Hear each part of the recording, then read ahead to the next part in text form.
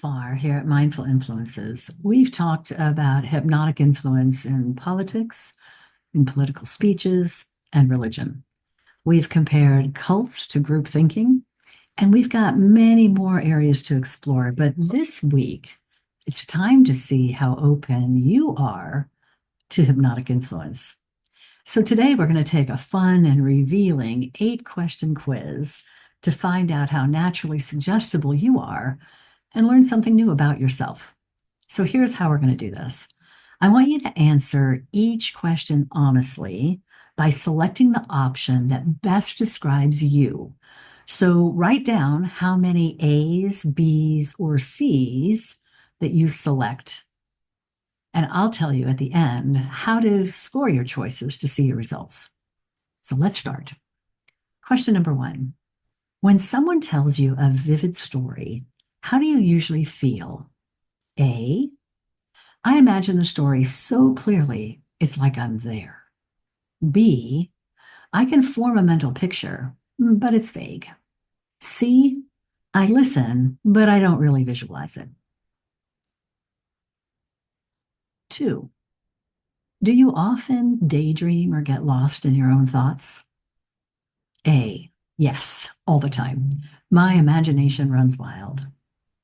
B, sometimes, but not for long. C, rarely. It's hard for me to tune out of the present reality. 3, how well can you focus on a task or an idea without distractions? A, extremely well. I can get fully immersed in one thing.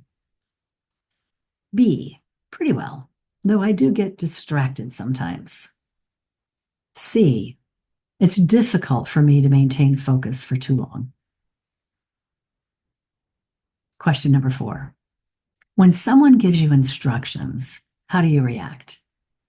A, I follow them immediately without questioning. B, I follow them if they make sense. Or C, I tend to question everything before reacting. Number 5, have you ever felt so caught up in a movie or a book that it almost felt real? A, absolutely. I get emotionally attached to stories. B, sometimes, but only for really gripping ones. And C, not really. I know it's fiction the whole time. 6, can you easily picture things in your mind when someone describes them to you? A, yes, I can see, hear, sometimes even feel the description vividly. B, I can picture it, but only the basics. C, no, I don't think in images very much. 7, when someone gives you a suggestion, how likely are you to act on it? A, very likely, especially if it's someone I trust or admire. B, I might consider it, but I weigh my options first. And C, I'm skeptical and usually stick to my own ideas. And the last question, number 8. If you hear a repetitive rhythm or phrase, do you find yourself remembering it or repeating it later? A, yeah, I can't help but be drawn to it. B, sometimes, if it's especially catchy or memorable. And C, rarely. I usually forget repetitive patterns very quickly. All right, now that you've had time to tally your points, and if you need to, just stop this and rewind and listen to them again, I want you to just look at how many A's, B's, and C's that you've written, and we're going to see how suggestible you are. So for each A, you score 3 points. For each B, score yourself 2 points. And for each C, score 1 point. So take a moment and add up those 8 numbers, and I'll give you the results. All right, here's what you've been waiting for. If you scored between 21 and 24 points, you are highly suggestible. Your imagination is vivid and you're naturally open to new experiences. This makes you more likely to respond well to hypnotic techniques, as your mind is highly receptive to guidance and visualization.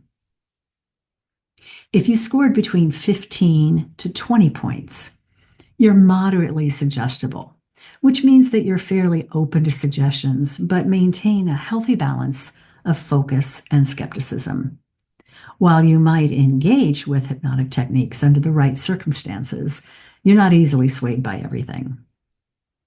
And finally, 8 to 14 points. You are low on the suggestibility scale. You rely more on logic than intuition, and you're less influenced by suggestive scenarios.